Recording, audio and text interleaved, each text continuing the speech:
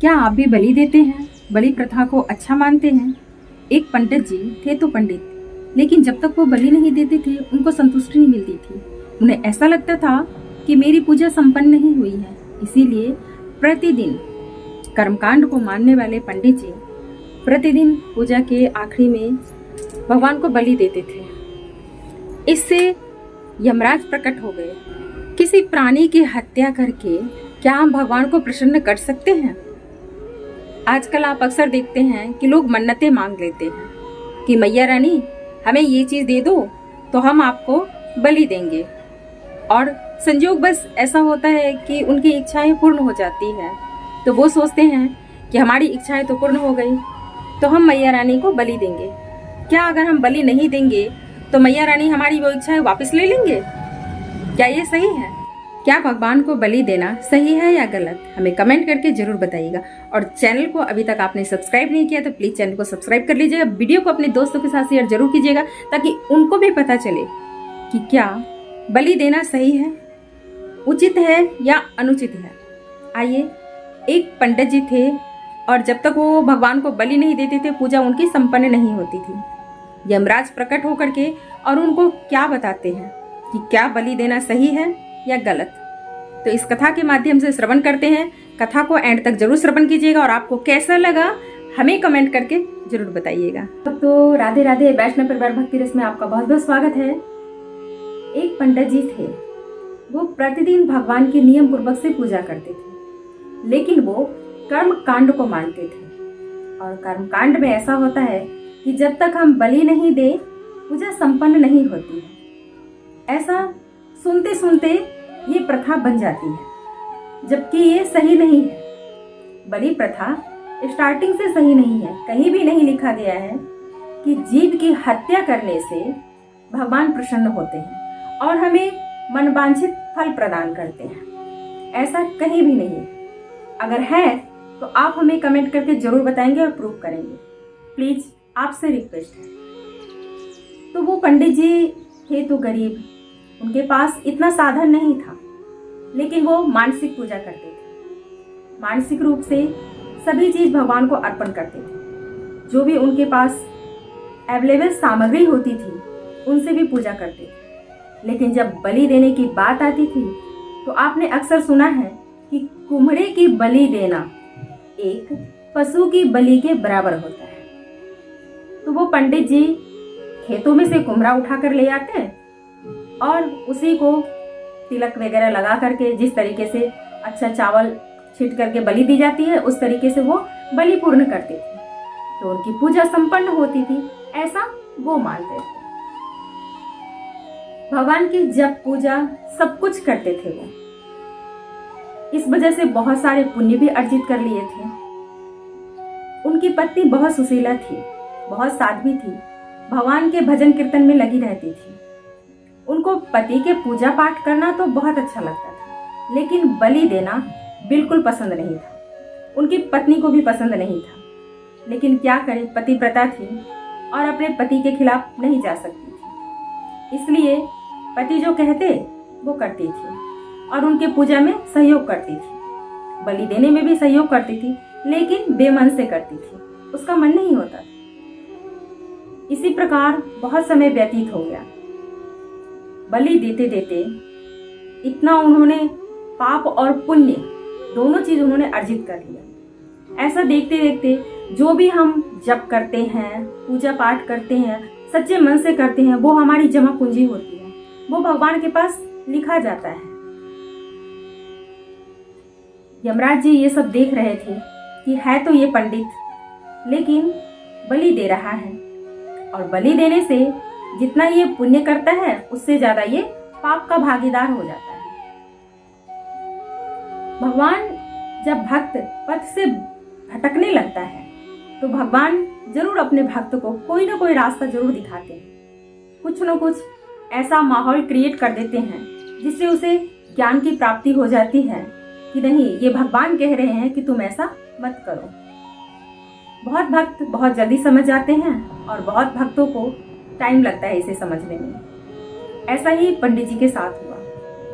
कभी कुम्हरा नहीं मिलता तो कभी कोई द्वार पे आके आधमक था पूजा के समय ही, लेकिन पंडित जी इस बात को नहीं समझ रहे थे।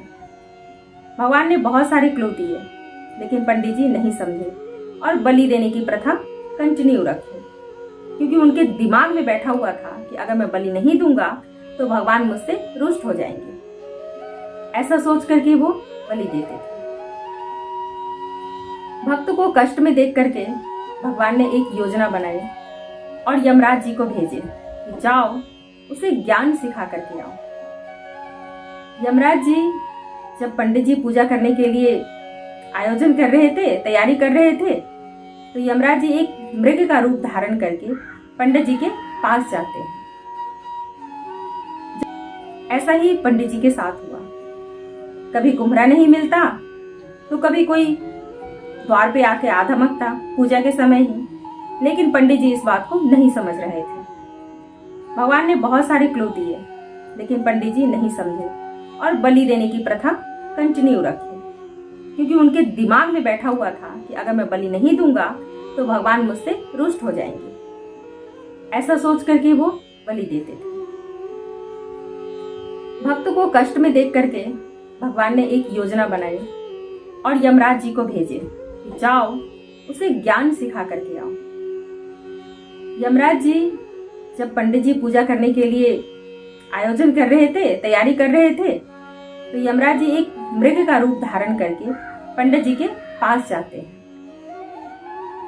जब बलि देने की टाइम आई, बलि देने की बारी आई, तो मृग कहता है पंडित जी से कि हमेशा तो आप कुम्हरे की बलि देते हैं, जब तक आप पशु की बलि नहीं देंगे तब तक आपकी पूजा संपन्न नहीं होगी।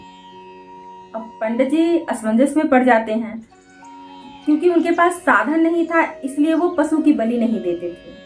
अगर पशु मिलता तो जरूर देते, लेकिन थे तो पंडित, दिल से दयावान थे, आज तक उन्होंने जीव हत्या भी नहीं की थी। तो इस वजह से थोड़ा सा वो सकपका गए कि मैं इस मृग को मारूं कि ना मारूं। मृग खुद सामने आकर के मुझे कह रहा है कि मेरी बलि दो, ताकि मेरे शरीर का भी उद्धार हो जाएगा। ऐसा मृग ने कहा, मेरा भी उद्धार हो जाएगा, अगर आप मेरी बलि देते हैं तो मुझे भी इस शरीर से मुक्ति मिल जाएगी और दूसरा शरीर मिल जाएगा। पंडित जी थोड़ी देर के लिए सोच में पड़ गए। तब मृग ने कहा कि अगर आप इस वक्त मेरी बलि देंगे तो आपको स्वर्ग की प्राप्ति होगी। जो आप ये पूजा आयोजन किए हैं, इससे आपको स्वर्ग मिलेगा। यही कहते हैं लालच। लालच किसी को भी नीचे गिरा सकता है। अब पंडित जी ने सोचा, इतने सालों तक मैंने पूजा अर्चना की, मुझे कुछ नहीं मिला, और स्वर्ग से बढ़ के कुछ नहीं होता है।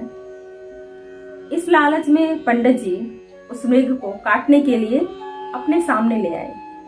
उनकी दया ममता सब कुछ स्वर्ग के लालच के कारण सब विलुप्त हो गए। पंडित जी जो ही हथियार उठाए उस मृग को मारने के लिए, तब मृग ने कहा कि 1 मिनट ठहरो, मुझे आपसे कुछ जरूरी बात करनी है। पंडित जी ने कहा, बोलता हुआ मृग है, मनुष्य की भाषा भी बोलता है, अब क्या आपकी आखिरी इच्छा रह गई है?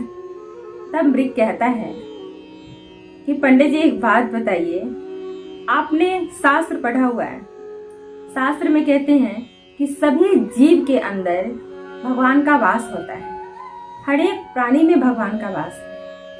तो मुझ में भी भगवान का वास है, आप में भी भगवान का वास है। तो आप बताइए कि आप मेरी बलि दे करके किस प्रकार स्वर्ग तक पहुंच सकते हैं। एक जीव की हत्या कर रहे हैं, इसका मतलब आप भगवान की हत्या कर रहे हैं। तो भगवान की हत्या करके क्या आपको स्वर्ग की प्राप्ति हो सकती है? आपने इस पे विचार किया? पंडित जी को अचानक से इस बात का समझ आ गया कि मृग तो कह तो रहा है सच, मैंने तो इस बारे में सोचा ही नहीं। और बलि देने से, जीव की हत्या करने से स्वर्ग मिल जाए तो सभी प्राणी स्वर्ग ही चले जाए। पंडित जी को ज्ञान की प्राप्ति हो जाती है, अपनी भूल का ज्ञान होता है उन्हें। वो मृग के चरण पकड़ लेते हैं और माफी मांगते हैं, हे प्राणी मुझे माफ कर दो, मुझसे बहुत बड़ी भूल हो गई। तभी यमराज जी प्रकट होते हैं और उन्हें बताते हैं कि अभी तक तुमने जितने पुण्य किए उससे ज्यादा तुमने बलि देकर के पाप कमाए, क्योंकि भगवान कभी भी बलि से प्रसन्न नहीं होते। जीव की हत्या करने से भगवान कभी प्रसन्न नहीं होते, जबकि जीव की सेवा करने से भगवान प्रसन्न होते हैं। भक्तों, हो सकता है उन लोगों को मेरी बात बुरी लगी हो जो नॉनवेज खाते हैं, जीव हत्या करके भोजन करते हैं। हो सकता है मेरी ये बातें उन लोगों को बुरी लगे, लेकिन मैं उनके लिए नहीं कह रही। आपकी इच्छा है आप खाइए, हम इसके लिए नहीं कह रहे। लेकिन आप खुद सो विचार करके देखिए कि क्या जीव हत्या करके खाने से या जीव हत्या करके बलि देने से भगवान प्रसन्न हो सकते हैं? इस पर जरूर एक बार विचार कीजिएगा। मिलते हैं नेक्स्ट वीडियो में, तब तक के लिए जय श्री कृष्णा, राधे राधे।